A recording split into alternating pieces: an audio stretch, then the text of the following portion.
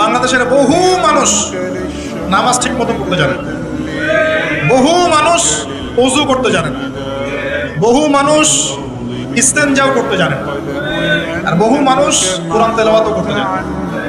কোরআন তেলাওয়াত বিশুদ্ধ করে না শিখলে আপনি আযান দিতে পারবেন না, ইকামত দিতে পারবেন না। আপনি নামাজে দাঁড়িয়ে আল্লাহু আকবার বলে সানা পড়তে, সূরা ফাতিহা পড়তে, আরেকটা সূরা মেলাতে, রুকুর তাসবিহ, সিজদার তাসবিহ, তাশাহুদ, দুরূদ, মাসুরা এগুলো শুদ্ধ করে পড়তে পারবেন।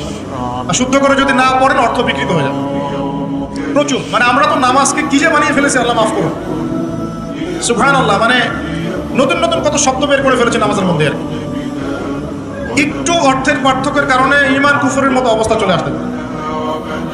বিশুদ্ধ করে তাজবিদ সহকারে কোরআন তেলাওয়াত করা শিখতে হবে প্রথমে। আপনাকে মাদ্রাসায় যেতে হলে যাবেন, বক্তব্যে যেতে হলে যাবেন, প্রয়োজনে টিচারকে বাসায় নিয়ে এসে যদি পড়তে পারেন পড়েন, যেভাবে হোক আপনাকে কোরআন তেলাওয়াত